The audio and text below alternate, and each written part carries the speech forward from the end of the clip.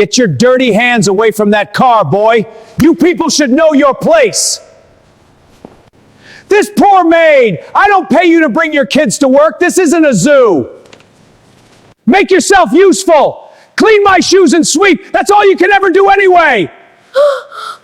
She ironed that shirt twice, not because it was wrinkled, because it was the only thing she could do. Her 13-year-old son was about to walk into a room full of experts, men with degrees, certifications, and $50,000 diagnostic machines, and tell them they were wrong. Wrong about a $70 million Lamborghini. Wrong about 18 months and $2.3 million in repairs. And wrong about him. Beatrice Nelson had spent his entire life teaching him one thing. Stay invisible. Stay quiet. These people don't want to hear from us. But her son had heard something. Something no computer caught. Something no certified technician in 5 countries had found. And now she had a choice. Pull him back the way she always had. Or finally let the world hear what she'd always known. What happened in that service bay over the next 60 minutes didn't just fix a car. It changed every single life in that room, including hers. Before we dive deeper, let us know in the comments where you're watching from. We'd love to hear from you. And don't forget to hit that subscribe button so you never miss any of our upcoming videos. To understand what Raymond Nelson walked into that morning, you first have to understand the car that started everything. The 1971 Lamborghini Miura SV was not merely a vehicle. It was a statement that rewrote the entire language of what an automobile could be. When Lamborghini first unveiled the Miura at the 1966 Geneva Motor Show, the automotive world went completely silent, and then it erupted. Engineers from rival companies stood in front of it with open mouths and notebooks they forgot to write in. It was the first production road car in history to place its engine behind the driver in a transverse mid-engine layout. Before the Miura existed, that kind of engineering was reserved exclusively for racing machines. Lamborghini had taken a concept that belonged on a racetrack, wrapped it in the most breathtaking body ever penned by a 26-year-old designer named Marcello Gandini, and set it loose on the world's roads for the price of a very large dream. The engine alone was enough to make grown men weep. A 3.9-liter V12 with 4 camshafts, 4 Weber carburetors, and the ability to scream all the way to 8,000 revolutions per minute. In its final SV configuration, it produced 385 horsepower at 7,850 revolutions per minute and could push the car past 180 miles per hour. Numbers that sounded like science fiction in 1971 and still command deep respect today. Only 763 Miuras were ever built across all variants between 1966 and 1973. The SV, being the rarest and most refined of them all, commands a price that most people cannot say aloud without stopping to breathe. In early 2026, a single Miura SV sold at auction for a new world record. The car sitting at the center of this story, a 1971 model finished in original Verde Metallizzato, a deep metallic green that seemed to hold light hostage inside its paint, was valued at considerably more, given its documented history and completely untouched original interior. Some collectors whispered the number $8 million. Others said more. To its owner, Theodore Harrington, none of those numbers meant a single thing. Theodore Harrington had built his fortune the old-fashioned way, with relentless work, a ruthless mind for numbers, and a complete unwillingness to accept that anything was impossible. His company, Harrington Consolidated, started in a rented office in Dallas, Texas, with 2 employees, a single fax machine, and a stack of invoices that Theodore personally delivered by hand. By the time he was 45, Harrington Consolidated had become one of the largest private logistics and infrastructure companies in the American Southwest, with contracts stretching from highway construction in Nevada to port development along the Louisiana coast. By the time he was 60, the company had gone national. By 65, it had gone international.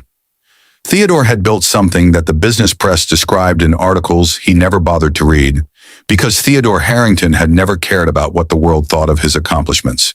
He cared about one thing, and that thing was sitting in the climate-controlled garage of his Houston estate under a fitted Italian leather cover, waiting for him. He had purchased the Lamborghini Miura in 1987 2 years after his father died. Harold Harrington had been a mechanical engineer, a quiet, patient man who spoke little but expressed everything through his hands. Harold had taught young Theodore to appreciate the way machines breathed, the way a well-tuned engine felt alive underneath you, the way a perfectly balanced chassis communicated with the road like a conversation between two living things. Harold never owned anything exotic. His personal car was a 1969 Ford Mustang Fastback that he maintained himself in the driveway on Saturday mornings while Theodore, barely 7 years old, he handed him tools and asked questions that Harold always answered with complete seriousness, as though a child's curiosity deserved the same respect as a graduate student's inquiry. Those Saturday mornings in the driveway were the most important education Theodore Harrington ever received. Not what he learned in business school. Not what he learned building his company from nothing. What he learned handing his father a socket wrench at 7 in the morning with dew still on the grass and the whole day still ahead of them. Harold died in the spring of 1985, a Wednesday morning, sitting in his favorite chair with the newspaper folded neatly in his lap. Heart attack. No warning. No goodbye. Theodore was 38 years old, already successful, already wealthy, and completely unprepared for what it felt like to lose the man who had made him who he was. He spent 2 years processing that grief in the only language he truly trusted: work. He buried himself in contracts and expansion plans and quarterly reports, filling every hour so completely that there was no room left for the silence where grief lives. And then, one afternoon in 1987, he walked into a private auction in Beverly Hills and saw the Lamborghini Miura SV sitting under a single spotlight, and something inside his chest cracked open like a door that had been sealed for too long. Because his father had shown him a photograph of this exact model, this shape, this impossible green, in a magazine when Theodore was 9 years old. Harold had looked at that photograph for a long time before he said, quietly and without any self-consciousness at all, that he thought it might be the most beautiful machine human beings had ever made. Theodore bought the Miura that same afternoon. He drove it home alone, with the windows down and the V12 singing at full cry through the Texas night. And for the first time since his father died, he felt something that resembled peace. He drove that car carefully, reverently, the way you treat something you love and cannot replace. 2 or 3 times a year, on roads he had scouted and prepared for in advance, Theodore would take the Miura out for a long, unhurried drive, not to show it off. He did not attend car shows or participate in the social world of collectors. He drove it because when he was behind the wheel of that machine, with the Italian V12 alive beneath him, he could still hear his father's voice. That was the entire point. That was the only point that ever mattered to him.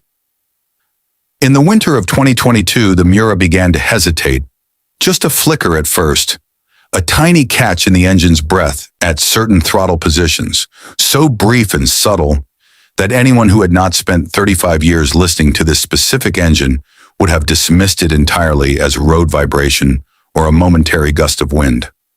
Theodore noticed it immediately. He knew this car the way you know the sound of your own heartbeat. Something was wrong. Something small was wrong, which in a machine this old and this complex and this irreplaceable meant something large could follow if it was left unheard. He brought it to Harrington Automotive Solutions, the most respected vintage and exotic car specialist in Houston, and the only shop he had trusted with the Miura in 35 years of ownership. The lead technician ran a full diagnostic protocol. 3 weeks later, he delivered his verdict with the confidence of a surgeon discussing a routine procedure.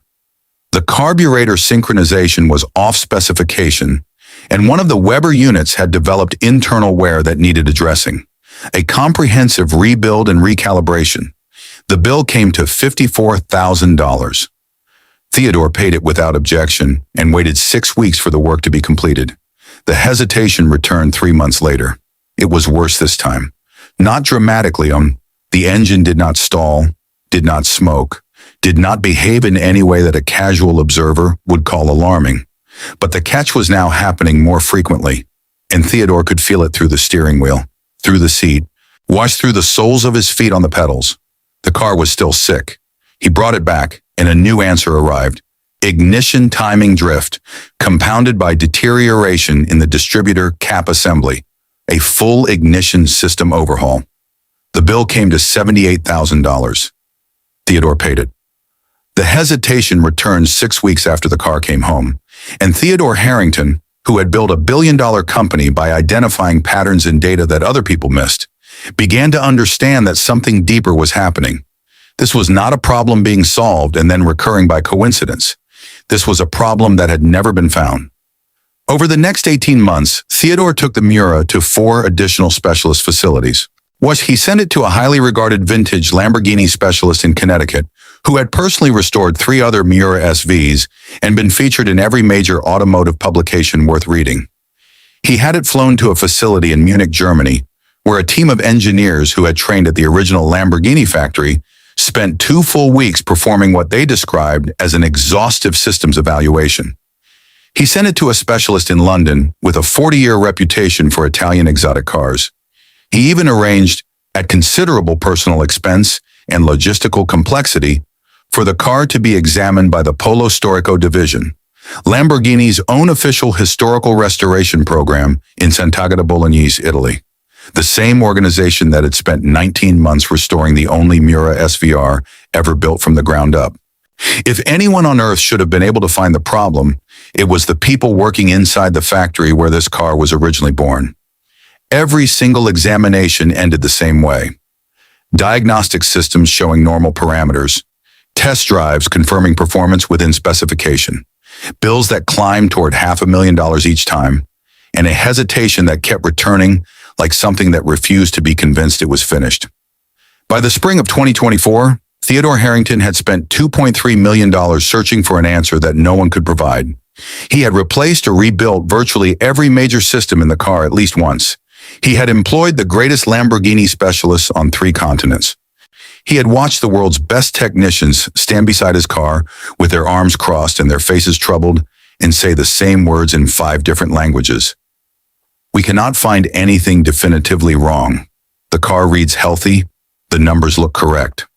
And Theodore, who had spent 35 years finding solutions to problems that other people had already declared impossible, was beginning to believe something that felt like a door swinging shut in a dark hallway.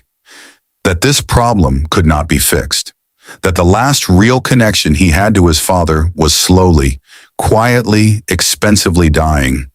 And no one in the world with the credentials and the equipment and the knowledge could stop it. That is when he brought the Miura to Prestige Automotive Works on a Thursday morning in April. In carrying a file folder 6 inches thick with service records and diagnostic reports and invoices from 4 countries. The shop was owned and operated by Carter Whitfield, the 3rd generation of his family to run the most exclusive automotive service facility on the Gulf Coast. Carter had the right education, the right connections, and the right address. His facility was located in a part of Houston where the zip code alone carried a warranty. His clients were oil executives and professional athletes and old Texas money that had been old since before the Civil War. He handled cars that cost more than most neighborhoods, and he wore that responsibility the way a crown sits on a head, visibly and with the quiet assumption that everyone in the room had already noticed and was appropriately grateful. Carter met Theodore in the reception area with a warm handshake and a practiced expression of engaged concern. And Theodore, who had learned to read people the way other men read financial statements, noticed immediately that the concern stopped at Carter's eyes. What lived there instead was something more comfortable with itself, something that had already decided the outcome of this conversation before Theodore opened the folder. Carter led him to a conference room with leather chairs and a glass table and a wall of frame certifications, and Theodore laid out every document, every diagnosis, every repair order, every invoice from every country. Carter reviewed them with the posture of a man reviewing something he had already seen, occasionally nodding with the specific rhythm of someone performing rather than processing. When he finished, he closed the folder with both palms flat on top of it and gave Theodore a smile that was really a prepackaged answer, wearing the shape of a smile. "Our team will conduct a comprehensive analysis," Carter said. "We have identified several potential contributing factors based on the documentation alone. We will need the vehicle for 4 weeks minimum." Theodore nodded. He had heard this speech before. He had heard it 4 times before, in 3 countries. Beatrice Nelson arrived at Prestige Automotive Works at 6:30 that same morning, 2 hours before Theodore Harrington, because that was what her contract required. She had been the facility's commercial cleaning contractor for 3 years, had been maintaining the showroom and service bays and executive offices on a schedule that required her to be invisible before the business day began and invisible again after it ended. Invisible was a word Beatrice understood in her bones. She had spent her entire adult life perfecting the art of it, moving through spaces that were not designed with her in mind, doing work that made those spaces function and receiving no acknowledgement for that labor, reading every room before she entered it and adjusting her bearing and her pace and the precise angle of her gaze to whatever the room's unwritten rules demanded. She had not learned this from anyone. Necessity had taught her the way necessity teaches everything, through patience, through repetition, and through consequences for the moments when she forgot. Her son Raymond had been with her that morning because it was a teacher and service day, and the neighbor who usually watched him had a doctor's appointment, and life, as it consistently does, had declined to accommodate the neat separation between Beatrice's professional world and her personal one.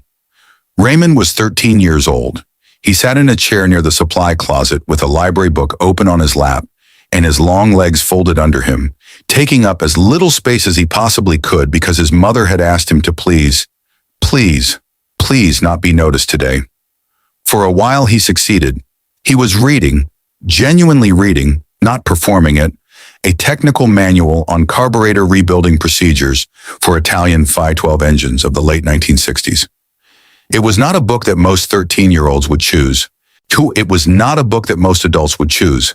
But Raymond Nelson was not most 13-year-olds, and the story of how he came to be reading that specific book on that specific morning in that specific building is a story that deserves to be told from the very beginning. Raymond Nelson was 8 years old when he fixed his mother's car with a toothbrush. This is not a metaphor, and it is not an exaggeration. The family's 2009 Honda Accord had broken down on the side of a road in southeast Houston on a Tuesday afternoon in late August. Smoke rising from the engine hood in thin, worried columns, while Beatrice sat behind the wheel with her hands pressed against her eyes and her shoulders shaking in the controlled way they only shook when she was keeping everything inside because Raymond was watching. 2 repair shops had already quoted the repair, between $600 and $800. They did not have $600. They did not have $800. They did not have much more than $40 and a tank of gas and the specific quality of tired that arrives when you have been working 2 jobs while raising a child alone, in a city where the cost of everything rises faster than the wages of the people who make everything in that city work. Raymond watched his mother cry and decided, with the quiet and absolute clarity that would come to define him, that he was going to fix the car himself. He spent the next 7 days at the public library working through every automotive repair manual he could reach off the shelves. He drew diagrams in a composition notebook. He copied specifications by hand. He watched repair tutorials on the library's computer terminals until the librarian, an older woman named Ms. Patricia, who recognized without needing to be told the look of a child who had just found his thing, extended his daily terminal time without being asked. On the 8th day, Raymond climbed under the Honda Accord with tools borrowed from a neighbor and a flashlight held between his teeth and cleaned a corroded electrical connector in the transmission sensor with a toothbrush, re-secured it carefully, and started the car on the first try. The repair that 2 professional shops had quoted between $600 and $800 cost him nothing but 8 days of complete and total attention. Across the street, watching from the doorway of his garage, was a man named Ezekiel Fortunato. Zeke, as everyone who knew him called him, was 74 years old and had spent 32 of those years working for Lamborghini at the factory in Sant'Agata Bolognese, Italy. He had started as an apprentice at 19, learning the specific theology of Italian performance engineering from men who had built the first Miuras by hand on the factory floor. He had worked his way to the role of senior diagnostic specialist, the man the factory summoned when a car arrived with a problem that the computers could not find and the regular technicians had already run out of answers. He had tuned engines for racing legends. He had stood in the presence of Ferruccio Lamborghini himself. the tractor manufacturer from the Po Valley, who had decided to build a sports car because a Ferrari gave him trouble, and the man at Ferrari told him to mind his own business. Across 32 years, Zeke had listened to tens of thousands of engines. He had developed the ability to hear mechanical problems the way musicians hear wrong notes, not as a learned skill, but as a physical sensation, something that arrived in his body before it arrived in his mind. He had retired to Houston 10 years earlier because his daughter lived there, and he had settled into the comfortable, slightly melancholy life of a man whose entire professional identity had been built around a discipline that no longer needed him daily. He had a garage full of tools and memories and a single partially assembled Lamborghini engine on a stand that he returned to periodically, the way other men return to a book they cannot quite finish. He watched this 8-year-old boy work through an automotive repair with the focus and the method and the physical patience of someone 3 times his age.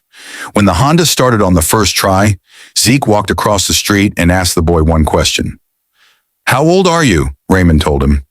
Zeke said, "Come with me. I want to show you something." What followed was 5 years of the most thorough education in Italian automotive engineering that a child in the United States had ever received outside of a factory floor.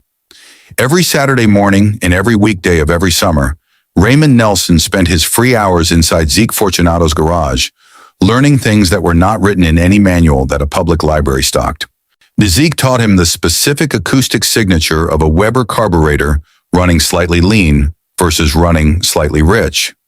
A difference measured not in numbers, but in the quality of a sound, a texture in an engine's note that lived below the range of what most ears were trained to notice. He taught him how rubber ages over decades, how heat cycles, the repeated expansion and contraction of materials across thousands of engine starts and engine stops, could degrade a component from the inside while the outside remained visually perfect. He taught him why the early Miura SVs had specific vulnerabilities in their fuel delivery systems that expressed themselves sonically in ways that electronic diagnostics rounded off as normal variation. Because electronic diagnostics are designed to measure what they were programmed to measure. And no one had programmed them to hear what Zeke heard. He taught Raymond the phrase that became the foundation of everything the boy understood about machines and about life. Every engine tells you what is wrong.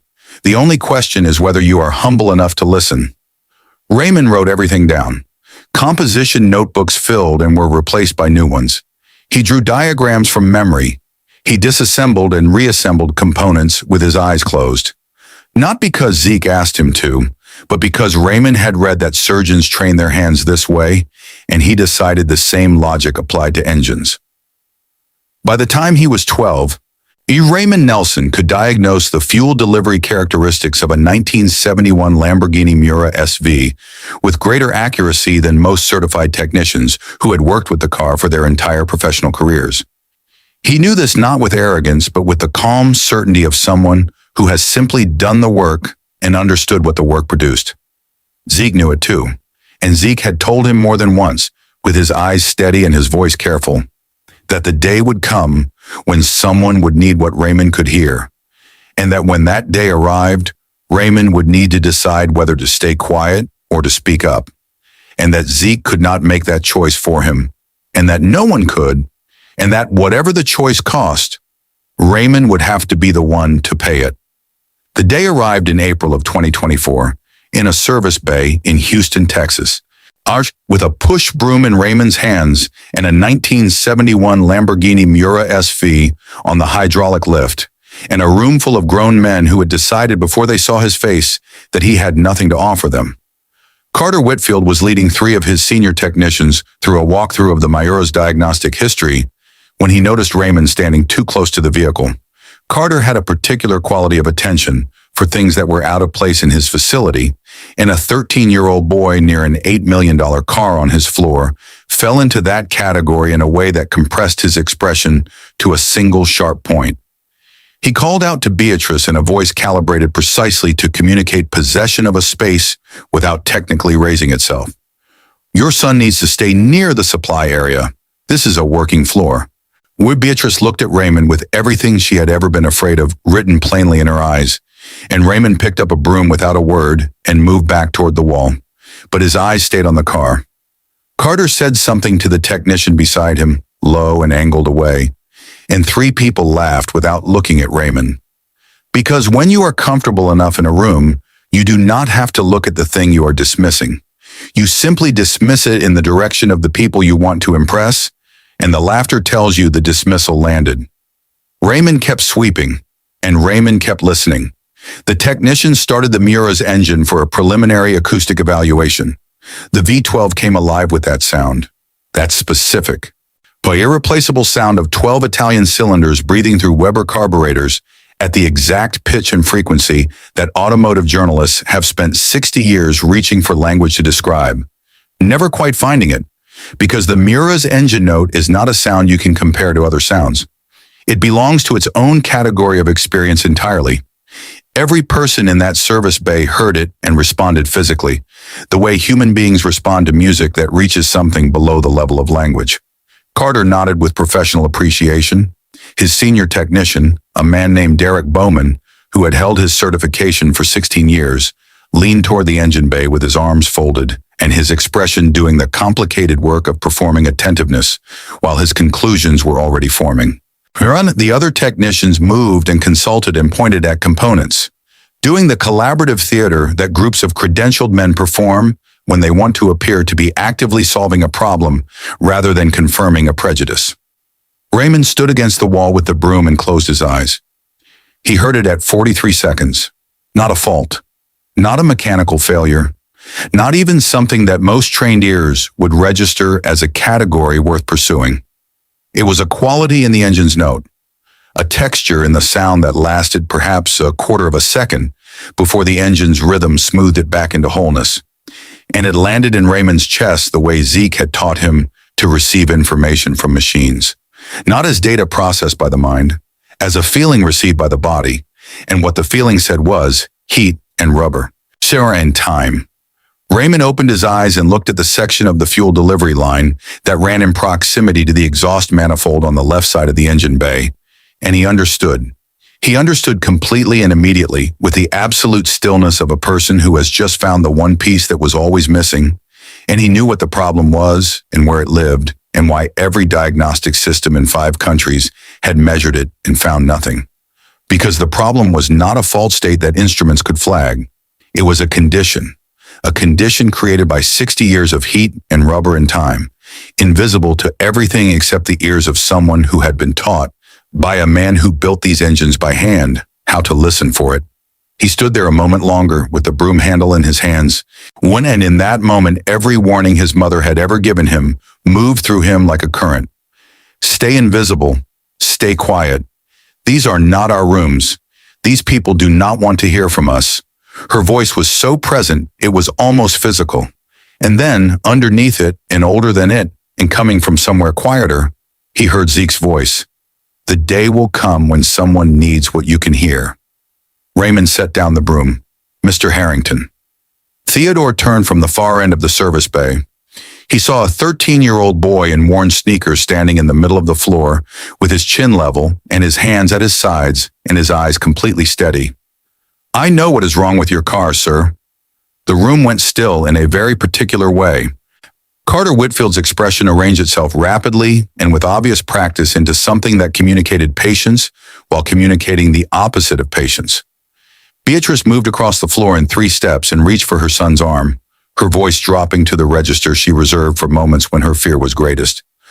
Baby, please, we cannot do this here. Raymond looked at her, and something in his face made her hand pause on his arm rather than pull. Something that was not defiance and was not performance. Something that was simply certain. Mama, he said, I know what is wrong. I know I can fix it. Theodore Harrington was a man who had built everything he owned on the ability to recognize something real inside rooms full of performance. And he looked at this boy and he saw the stillness in him, and he heard the quality of what the boy had said.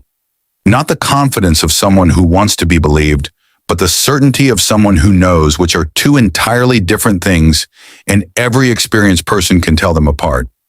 And Theodore said, let him speak. Carter moved between them with the full weight of their client relationship pressing forward in his posture. Theodore, he said, this is a child. His mother works our cleaning contract.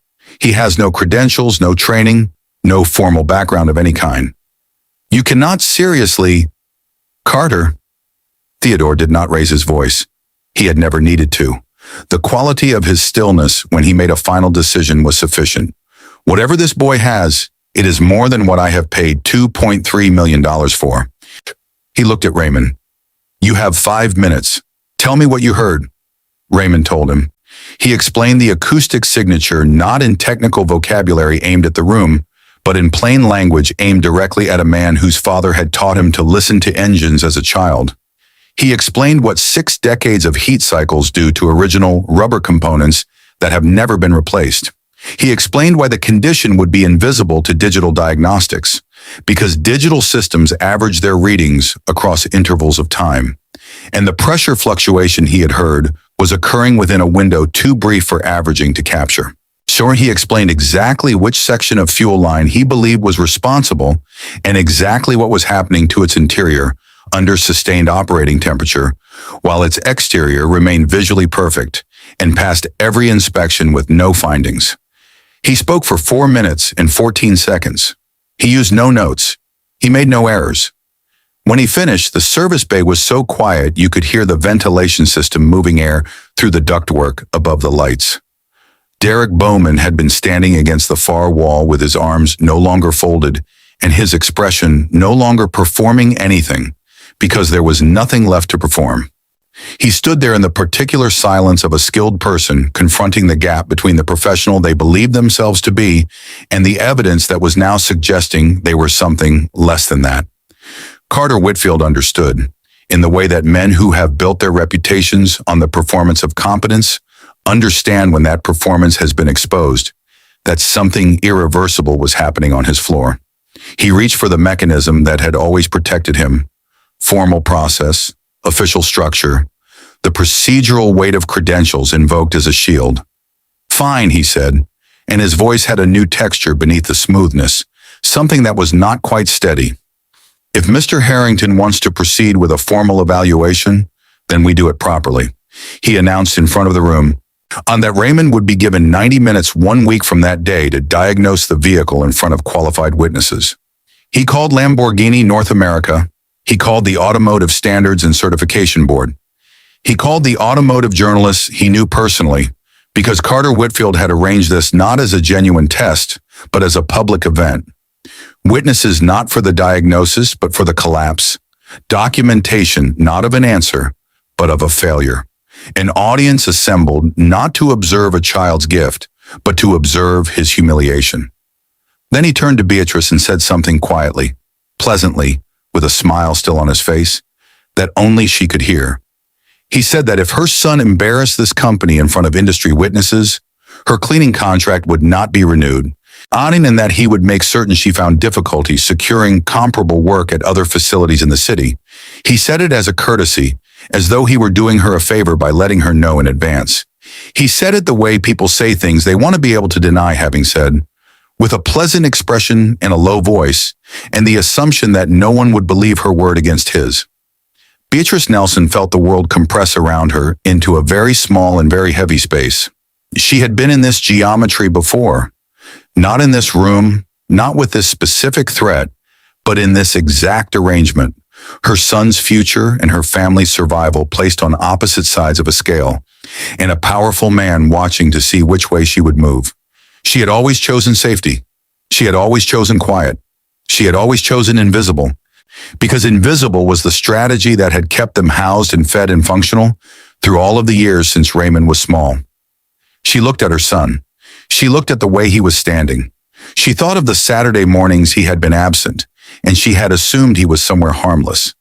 In the afternoon, she had followed him to Zeke's garage and stood outside and watched through the window as this old man pointed at an engine, and her son nodded with a focus so complete and so natural that it looked like breathing.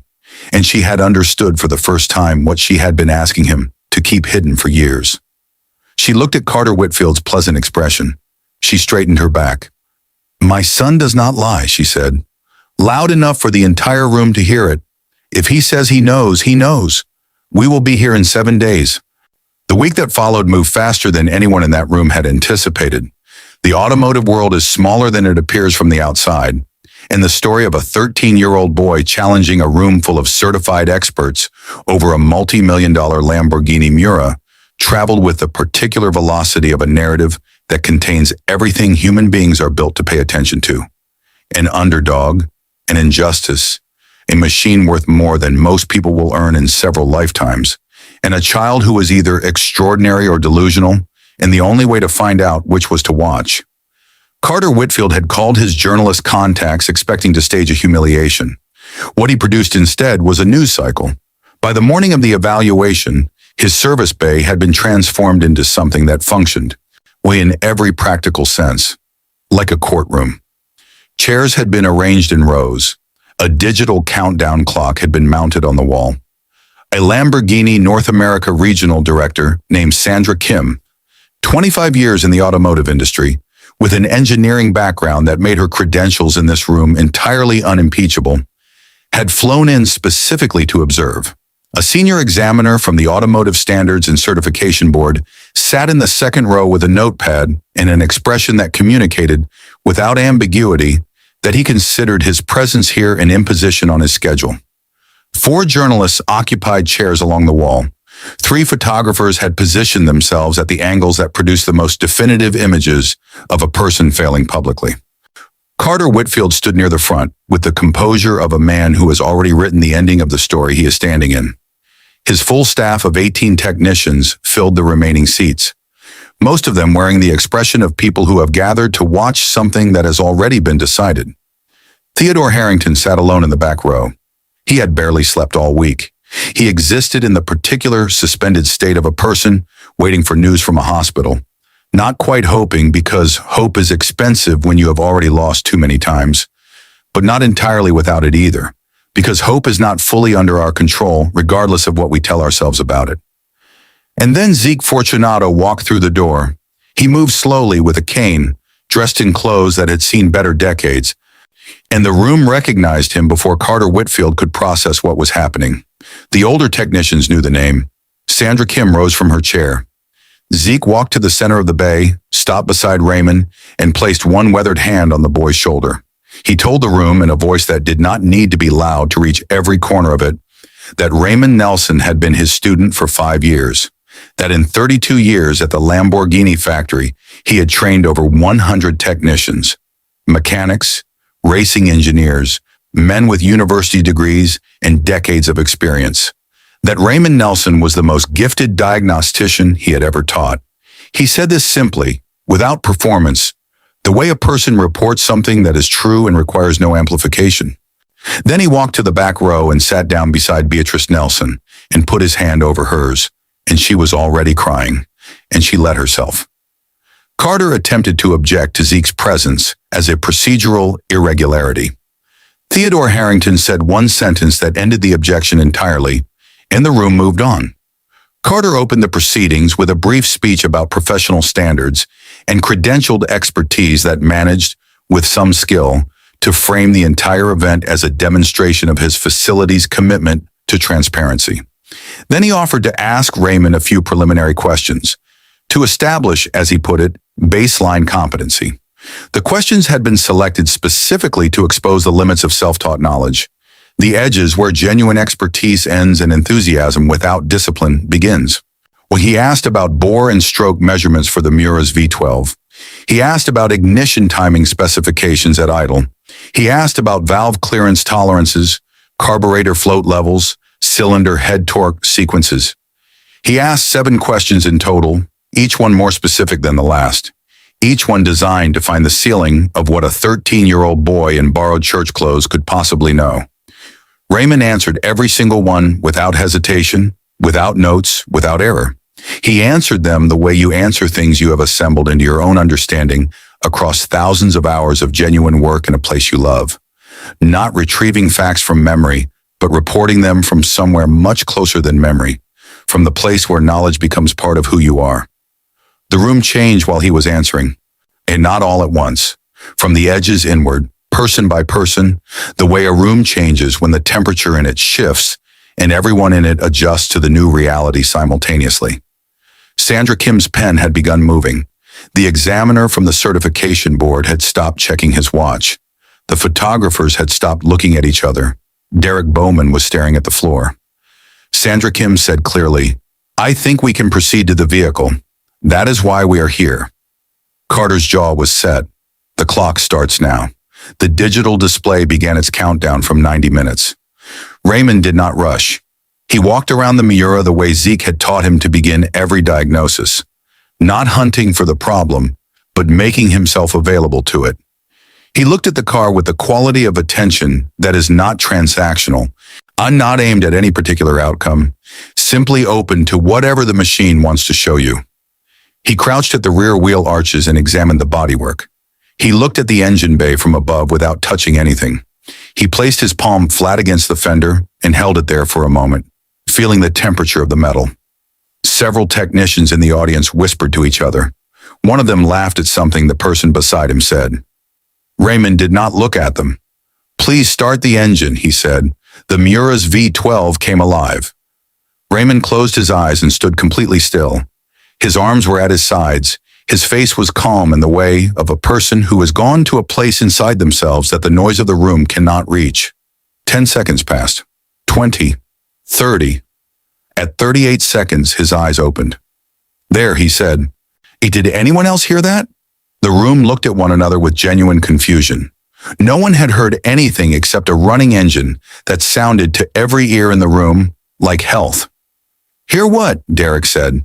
His voice had lost the mockery it had carried at the beginning of the morning. It sounded like an actual question. Raymond looked at him.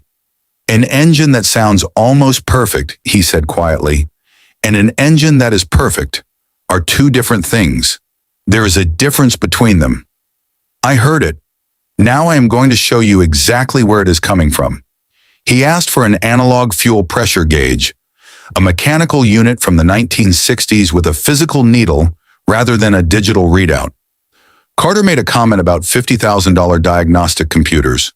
Raymond said, without looking at him, "Your $50,000 computer has been wrong for 18 months. I will try something different."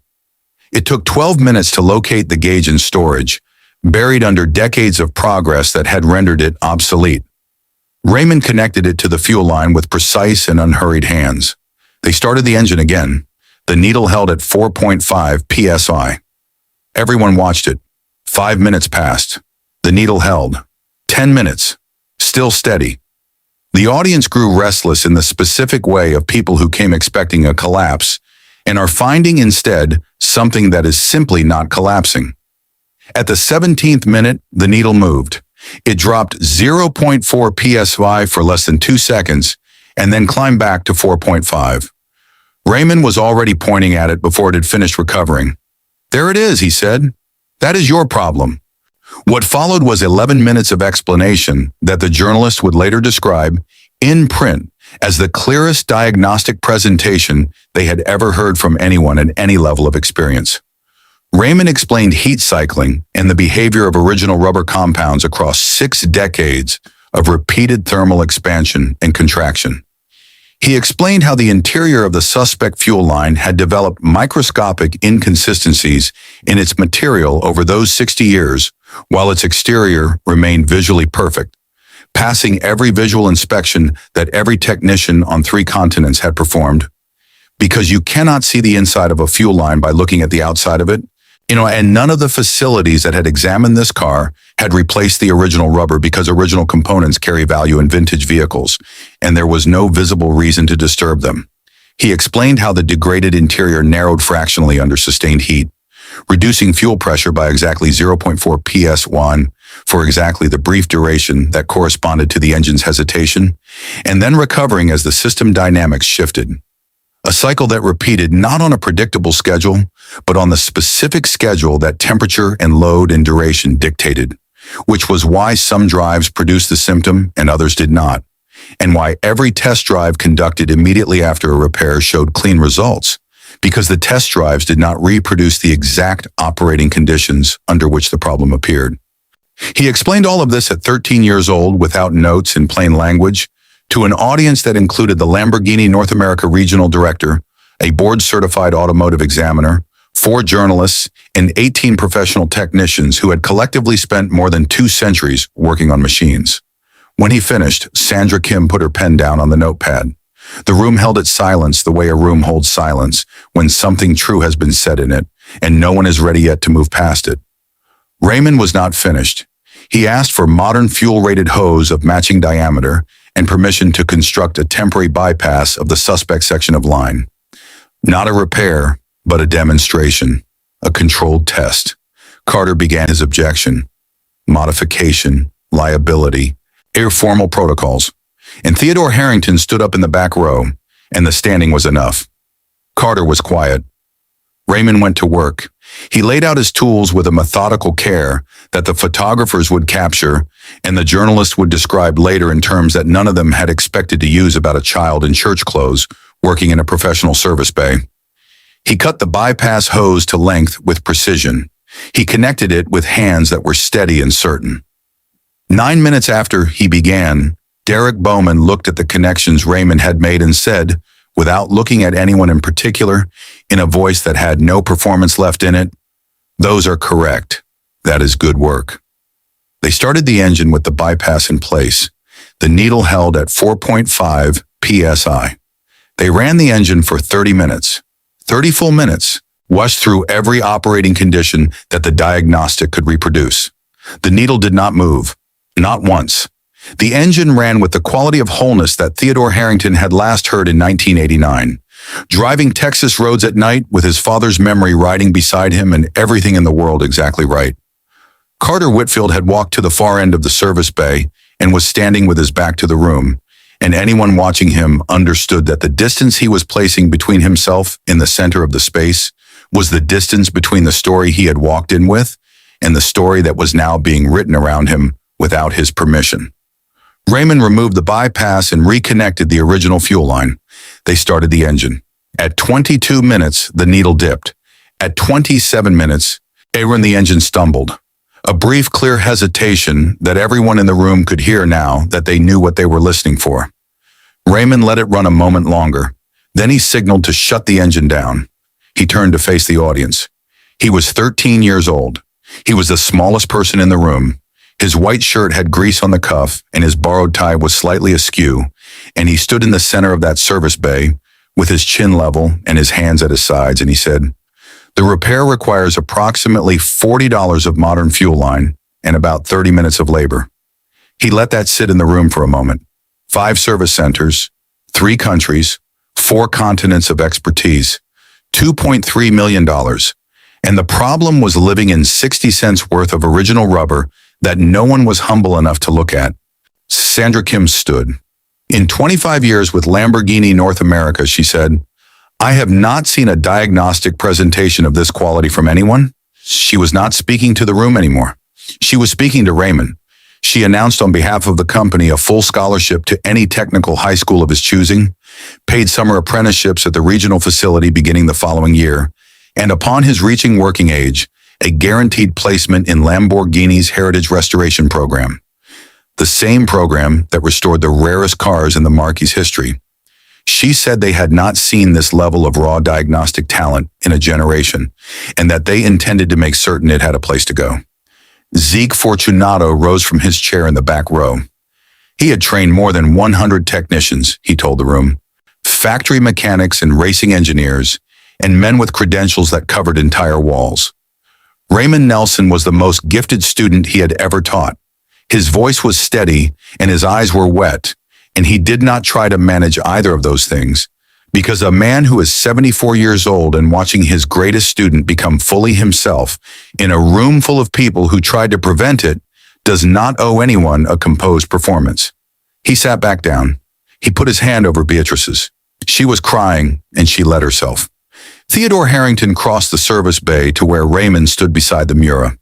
He extended his hand not downward but straight out, level, the way one person of standing addresses another person of equal standing. Raymond shook it. Theodore was quiet for a moment. And then he told Raymond that he was establishing an educational trust in the boy's name.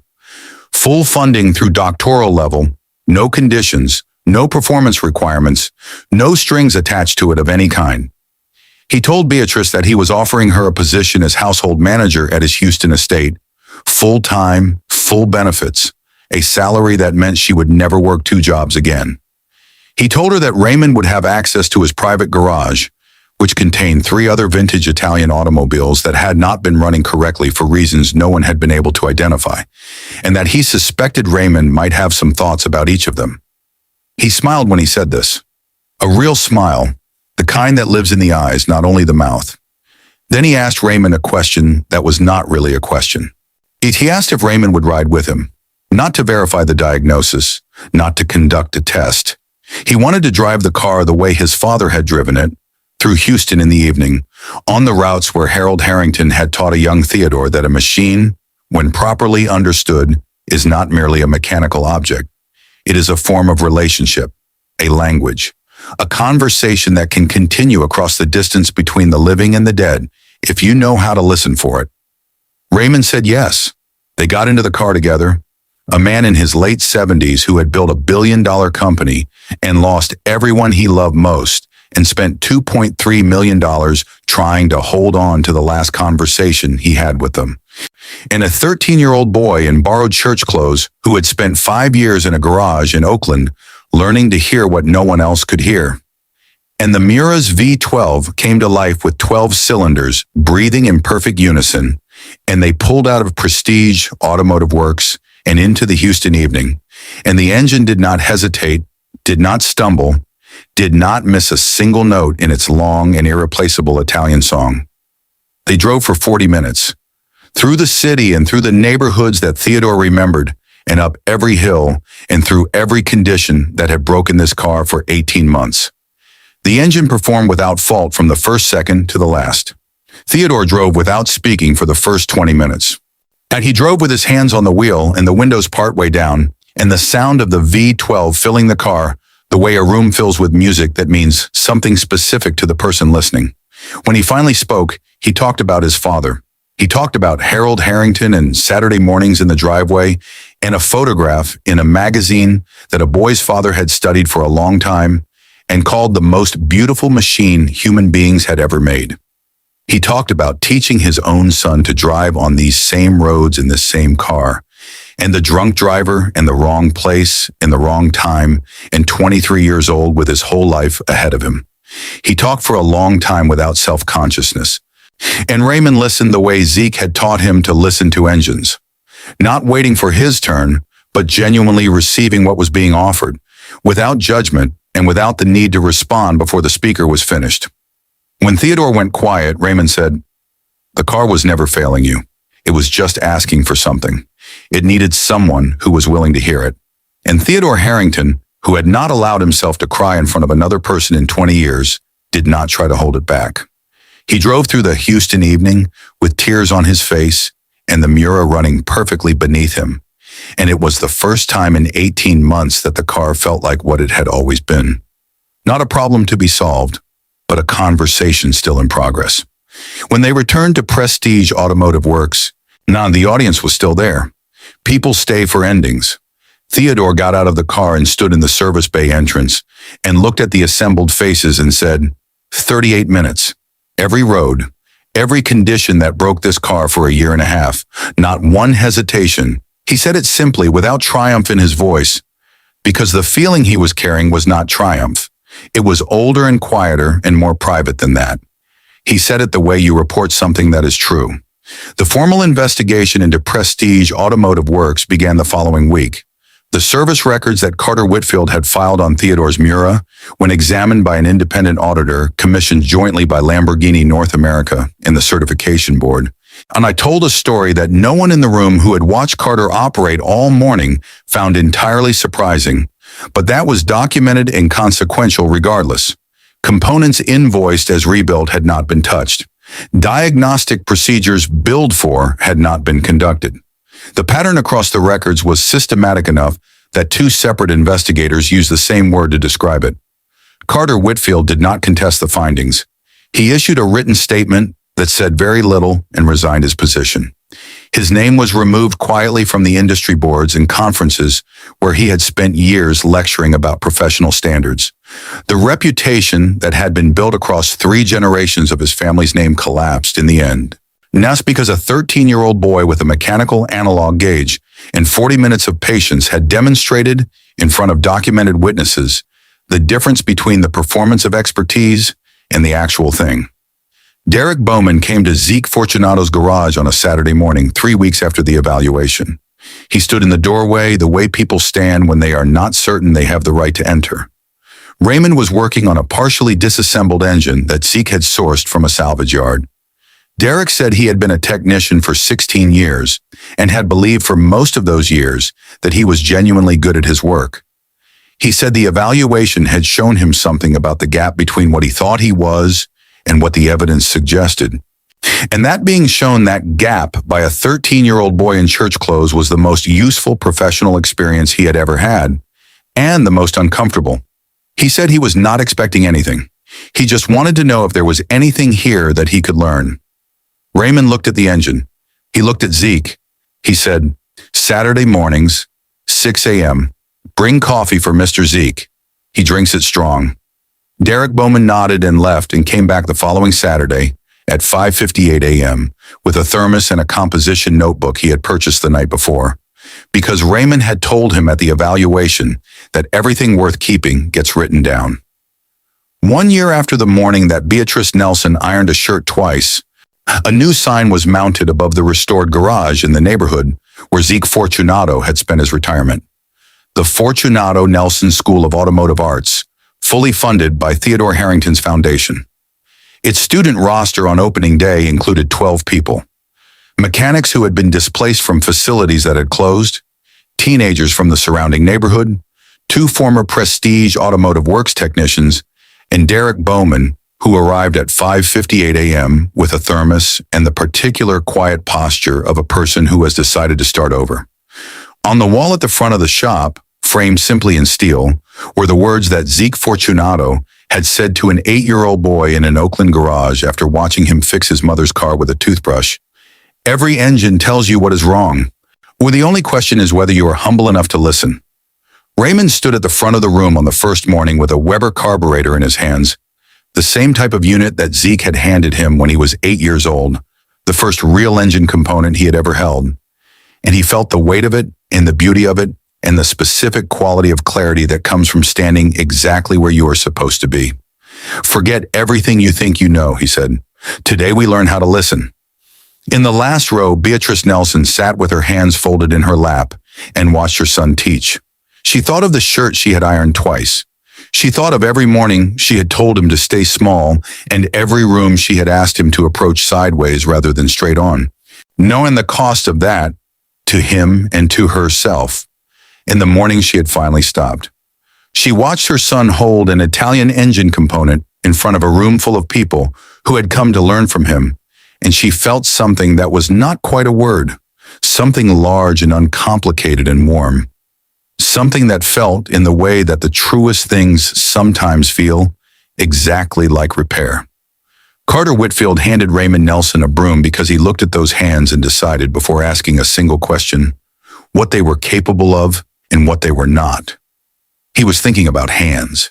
He should have been thinking about ears. Because the hands that hold a broom and the hands that hold a carburetor can belong to the same person, and the person who cannot tell the difference between them is not protecting any standard. And he is simply afraid of what he might have to admit if he listens carefully enough to find out. Raymond Nelson listened carefully. He had been taught to. And the story of a 1971 Lamborghini Miura SV and 18 months and $2.3 million, and a 13-year-old boy and a retired factory mechanic and a woman who ironed a shirt twice because it was the only thing she could do is not, in the end, a story about a car. It is a story about what happens when one person finally decides that someone they love deserves to be heard, and what that decision costs and what it gives back, and how far the sound of it travels once it is finally, after all those years of quiet, allowed to go.